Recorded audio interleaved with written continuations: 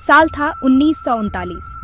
दुनिया सांस रोके देख रही थी। यूरोप अभी भी महायुद्ध के जख्मों से जूझ रहा था। एक और भयानक संघर्ष के कगार पर था। पहला विश्व युद्ध खत्म होने के बाद जो नाजुक शांति स्थापित हुई थी, वो टूट रही थी। बढ़ते आक्रामक राष्ट्रवाद, आर्थिक उथल-पुथल और कूटनीति की विफलता से खतरे में थी। वर्साई की संधि, जिसने प्रथम विश्व युद्ध को समाप्त किया, में फूट के बीज बोए गए थे।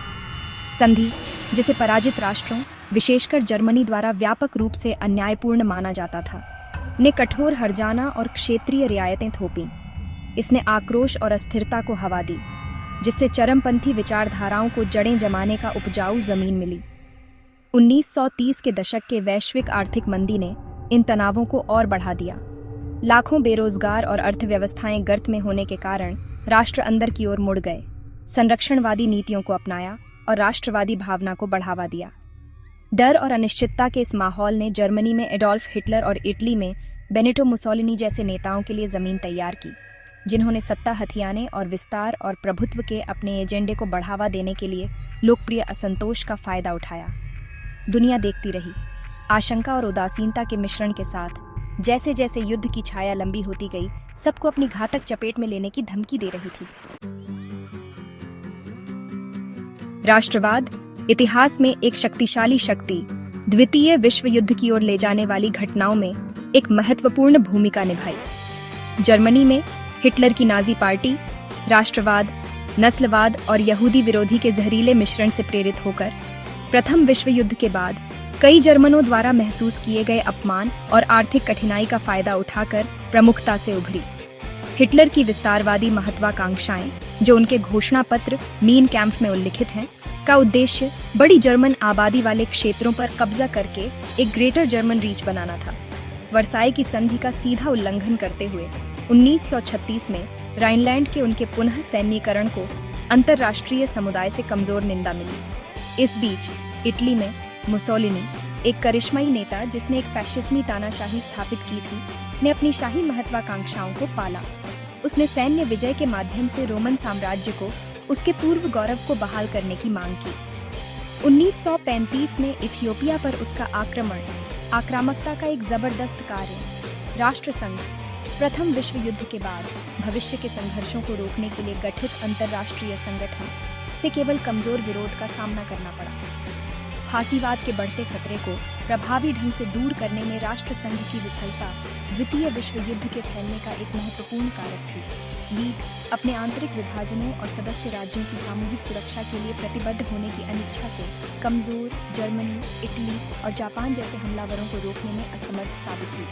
हर कीमत पर युद्ध से बचने की इच्छा से प्रेरित होकर ब्रिटेन और फ्रांस द्वारा अपनाई गई तुष्टीकरण नीतियों ने केवल हिटलर को प्रोत्साहित किया। 1938 का म्यूनिख समझौता, जिसने जर्मनी को चेकोस्लोवाकिया के सुडेटनलैंड क्षेत्र पर कब्जा करने की अनुमति दी, हिटलर को खुश करने का एक बेताब प्रयास था, लेकिन इसने केवल अपरिहार्य को विलंबित करने का काम किया। 1 सितंबर 1939 को दुनिया ने डर के मारे देखा, क्योंकि हिटलर की सेनाएं पोलैंड में चली गईं, जो द्वितीय विश्व युद्ध की शुरुआत का प्रतीक थी। पोलैंड पर आक्रमण ने युद्ध की घोषणाओं का एक सिलसिला शुरू कर दिया, क्योंकि ब्रिटेन और फ्रांस पोलैंड की संप्रभुता की रक्षा के लिए संधियों से बंधे ने जर्मनी पर युद्ध की घोषणा की। युद्ध के शुरुआती वर्षों में जर्मन की कई आश्चर्यजनक जीत हुई। हिटलर के सैन्य रणनीतिकारों ने युद्ध के एक नए रूप को नियोजित किया, जिसे ब्लिट्जक्रेग या बिजली युद्ध के रूप में जाना जाता है, जिसने विनाशकारी प्रभाव के लिए अत्यधिक वायु शक्ति के साथ तेज, अत्यधिक मोबाइल बख्तरबंद जोर को जोड़ा। पोलैंड कुछ ही हफ्तों में गिर गया। उसके बाद डेनमार्क, नॉर्वे, नीदरलैंड, बेल्जियम और फ्रांस का स्थान रहा। 1940 की गर्मियों और पतझड़ में इंग्लैंड के ऊपर आकाश में लड़ा गया ब्रिटेन की लड़ाई युद्ध के शुरुआती चरणों में एक महत्वपूर्ण क्षण था। जर्मन लुफ्टवाफे ब्रिटेन के एक नियोजित आक्रमण की तैयारी में इंग्लिश चैनल पर हवाई श्रेष्ठता हासिल करने का प्रयास कर रहा था, को रॉयल एयर फोर्स के भयंकर प्रतिरोध का सामना करना पड़ा। ब्रिटेन की लड़ाई, हालांकि दोनों पक्षों के लिए महंगी थी, ब्रिटेन के लिए एक रणनीतिक जीत थी, क्योंकि इसने हिटलर की सेनाओं के लिए पहली बड़ी हार का प्रतीक था। जून 1941 में पश्चिमी यूरोप में अपनी सफलताओं से उत्साहित हिटलर ने सोवियत संघ के साथ अपने गैर आक्रामकता समझौते को धोखा देने का घातक निर्णय लिया और सोवियत संघ पर एक बड़े पैमाने पर आक्रमण शुरू किया, ऑपरेशन बारबरोसा।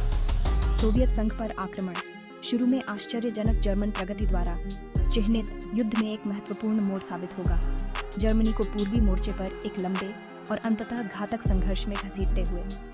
अगस्त 1942 से फरवरी 1943 तक लड़ा गया स्टेलिनग्राद का युद्ध मानव इतिहास की सबसे खूनी लड़ाइयों में से एक था।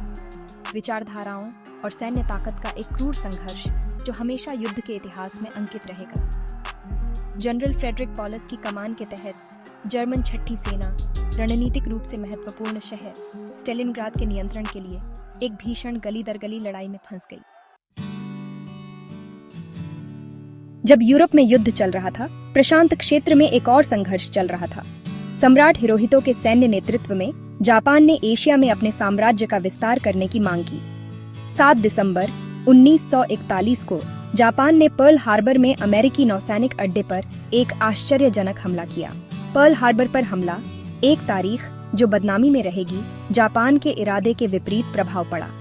संयुक्त राज्य अमेरिका को निष्क्रियता में डराने के बजाय इसने युद्ध के पक्ष में अमेरिकी जनमत को प्रेरित किया। संयुक्त राज्य अमेरिका ने 8 दिसंबर 1941 को जापान पर युद्ध की घोषणा की, आधिकारिक तौर पर द्वितीय विश्व युद्ध में प्रवेश किया। युद्ध में संयुक्त राज्य अमेरिका का प्रवेश मित्र देशों की जीत में एक निर्णायक कारक साबित होगा। संयुक्त राज्य अमेरिका ने अपने सहयोगियों के साथ यूरोप और प्रशांत में 2 मोर्चों पर लड़ाई लड़ी। मित्र देशों के युद्ध प्रयासों को महत्वपूर्ण संसाधन, जनशक्ति और नेतृत्व प्रदान किया। मिडवे, ग्वाडलकैनाल, इवो जिमा और ओकिनावा की लड़ाई प्रशांत थिएटर में सबसे भयंकर लड़ाइयों में से एक थी। इस बीच यूरोप में युद्ध का रुख धीरे धीरे मित्र राष्ट्रों के पक्ष में हो रहा था। लाल सेना ने जर्मन आक्रमणकारियों के खिलाफ वापस धकेलना शुरू कर दिया। कुर्स्क का युद्ध एक निर्णायक सोवियत जीत थी जो पूर्वी मोर्चे पर जर्मन आक्रमण के अंत का प्रतीक थी। 6 जून 1944 को डी-डे मित्र देशों की सेना ने फ्रांस के नॉर्मंडी के समुद्र तटों पर एक बड़े पैमाने पर उभयचर हमला किया। डी-डे आक्रमण नाजी कब्जे से पश्चिमी यूरोप की मुक्ति की शुरुआत का प्रतीक था।